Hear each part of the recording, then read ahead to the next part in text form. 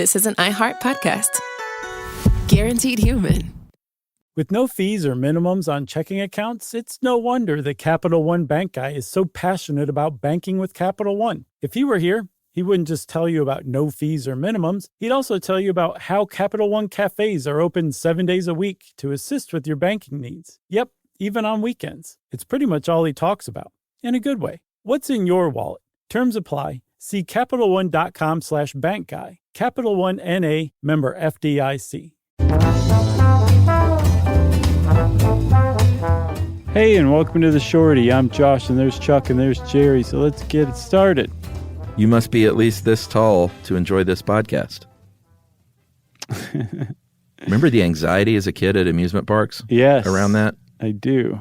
You just wanted to be a little taller. Now you look at it and you're like, wow, what is that? Like, there's kids that aren't that tall? It just seems so short now. Whereas before it was like, oh man, I hope I measure up. You'd like grow your hair out.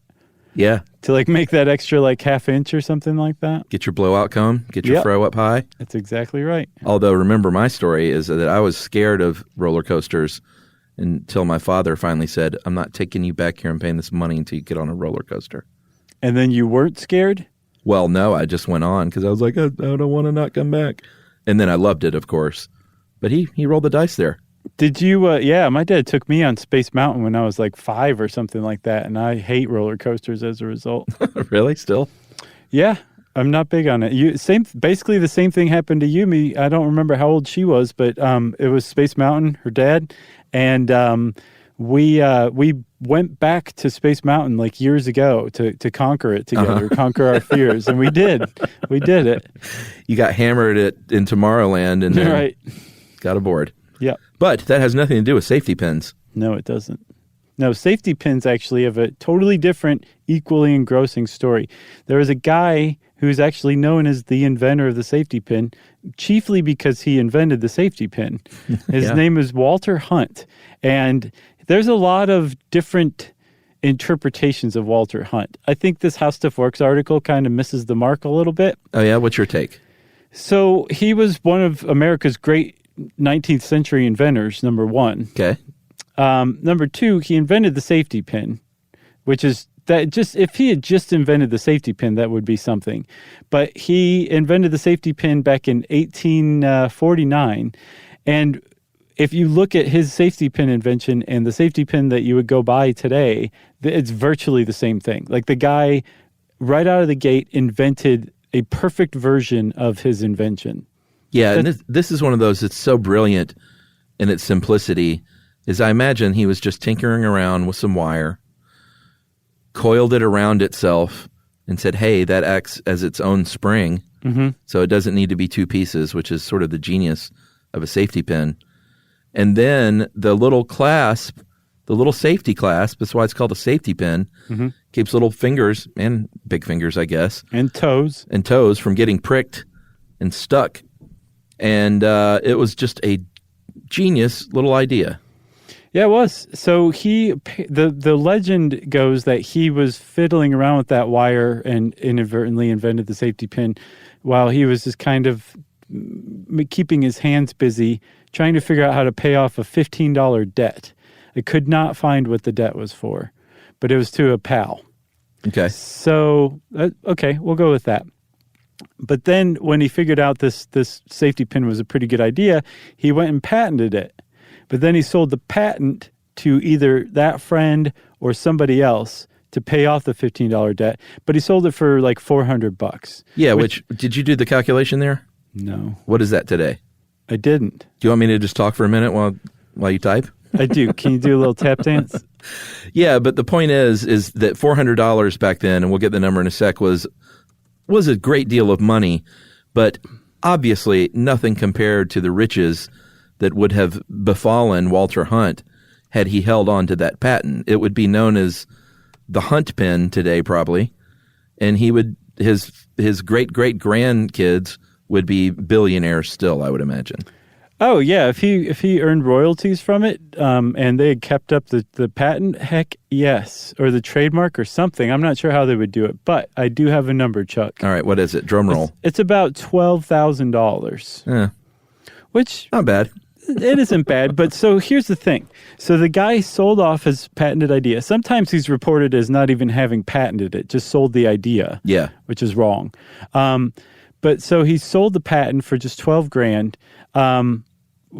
He's often very much characterized as like short-sighted, I would think so. maybe just like an absent-minded inventor type or something like that. Sure. Okay, maybe you can say that with the safety pin, but he also invented something pretty huge too, the sewing machine, and this is where it gets kind of like a little cloudy to me. Should we take a break? Yeah, let's. All right, we'll clear the clouds out, and we'll be back right after this.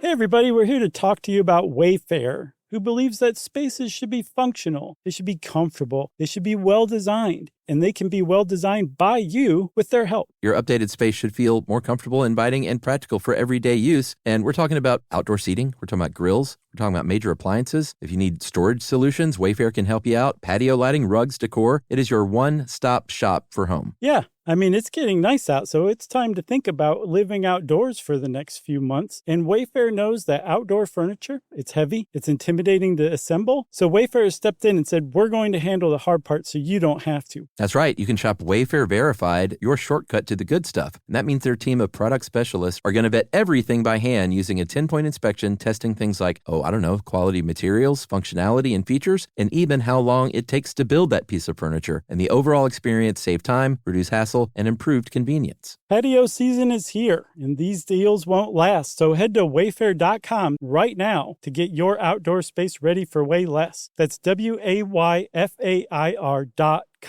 Wayfair, every style, every home.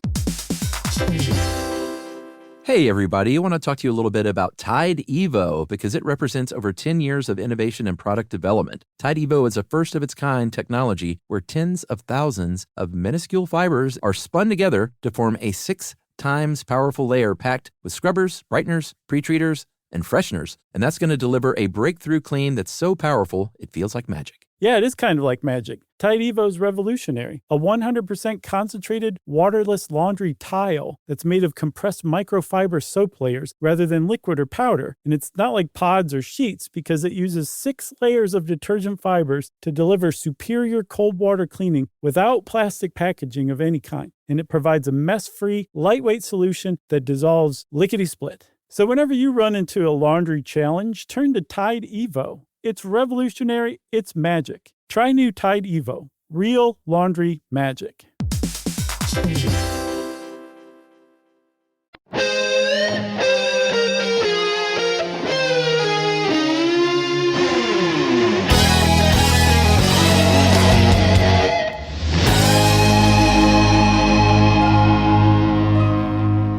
Okay, so the clouds are still over us, Chuck. We're about to part them. Okay. I thought you were about to say, we're going to rain down some knowledge. Oh, that's way better. we should retake this part. Cloudy with a chance of knowledge. So Walter Hunt invented the sewing machine, actually back in like 1833, a good almost 20 years before he invented the safety pin. And it had like a curved eye needle. It had the shuttle, just basically like the Singer sewing machine would later be. He invented it decades before anybody else was making these sewing machines. And so, yet again, he's criticized for selling this idea without patenting it or patenting it and not doing anything with it. The story I saw was that he did come up with this idea, and his daughter pointed out that this machine would put a lot of impoverished women out of work. Oh, interesting. Who worked as sewers. Uh-huh. And he said, oh, well, I'm not going to do anything with this, and chose not to patent it and abandoned the idea so that it wouldn't even be out there for anybody else to pick up and work with. Did he destroy his machine? From what I saw, he didn't even make this prototype. I didn't see that anywhere else but in this article. Yeah, because in our own article, it even specifically says his prototype was wooden. Yeah. Which would lead me to believe that unless someone just, was willy-nilly making things up, that's got to be true, right? I don't know. But this is what I'm saying. Things are clouded. We parted them some and then they came back. All right, but either way, the reason that you look at sewing machines today and don't see the word Hunt on them is just another sort of chink in his armor as a really brilliant guy who didn't see the big picture economically. Or didn't want to put poor women out of work. Right. Did I just overlook that? Yes. So you're saying it was noble? That's how I'm taking it. Well, I hope so. That would be a great, I like that better than, I didn't think it was very good. Right, exactly. Maybe because it was made of wood.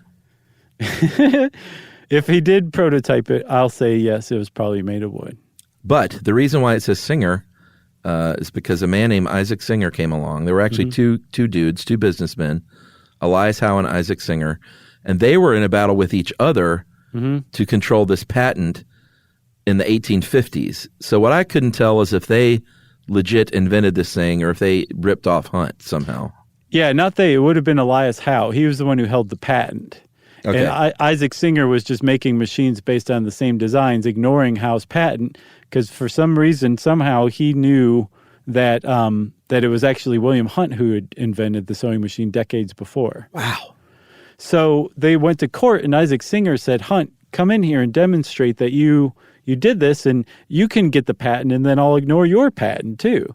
And the judge actually ruled that yes, William Hunt was indeed the inventor of the sewing machine, but it was too late to retroactively file a patent. I wonder if there's enough here for a movie. They made one about the guy who created the intermittent setting on the windshield wipers. Yeah, and they made one, what's her face? Jennifer Aniston. Lawrence Right. was in the movie about the inventor lady. Oh, yeah, Joy Mangano. Yeah. So maybe there's enough here. It would call it So What? No, you wouldn't. And at the end of the trailer, it's spelled out and you would hear the sewing machine and it would sew it out, the title.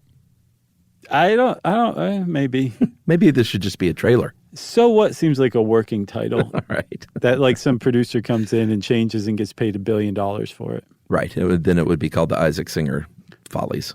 So the other thing about Walter Hunt, he invented plenty of other stuff too. A foot pedal alarm to warn people that a streetcar was coming. For sure. An Antipodean walking device. Yeah, and that I had no idea what that was, but apparently it's like the human fly, like suction cup shoes. Right. It's pretty amazing. And today, well, not today, but say back in the 70s, if you hung out with punks, you probably saw a lot of safety pins, and you can thank Walter Hunt for that little fashion accessory too. Yeah. What was the deal? It was just you would put a bunch of safety pins. I was not cool enough to do that stuff. So there's a dispute over who came up with this. Supposedly Richard Hell, one of the original punk rockers, he accessorized a lot, and he accessorized with safety pins. So some people say, well, it was Richard Hell that came up with it. But apparently Johnny Rotten from the Sex Pistols has disputed that and said that it was actually out of necessity to keep the arse on your trousers from falling off. Because they just wore beat-up clothes? Yeah, because they were gutter punks. Didn't people actually put safety pins through their face? Yeah, I think am I making that up? Some people did. Walter Hunt did not like that. His ghost was very upset by this, but no one could see that. Wow. So from the safety pin to the sewing machine to Sid Vicious. Yeah. That's the logical order of operation. It really is. American inventors. Ta-da! If you want to... You got anything else? No, I just know that I want to go out and get some Antipodean shoes. No, I do too, man. You just climb up a building and say, thank you, William Hunt. Let's see. If you want to get in touch with us, just go to our website, okay? StuffYouShouldKnow.com. It's got all of our social media links, and you can also send us an email to stuffpodcast@howstuffworks.com.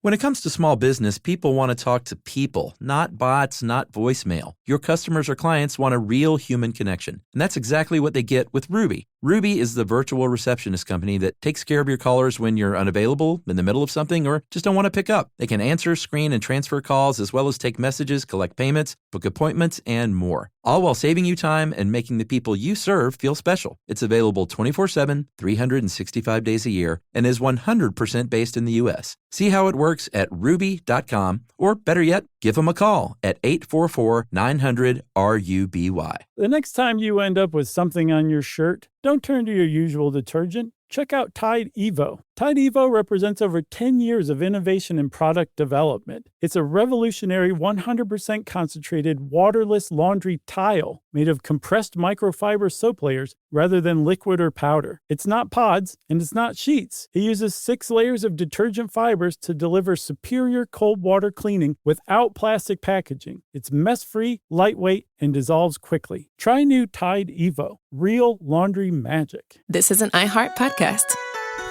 Guaranteed human.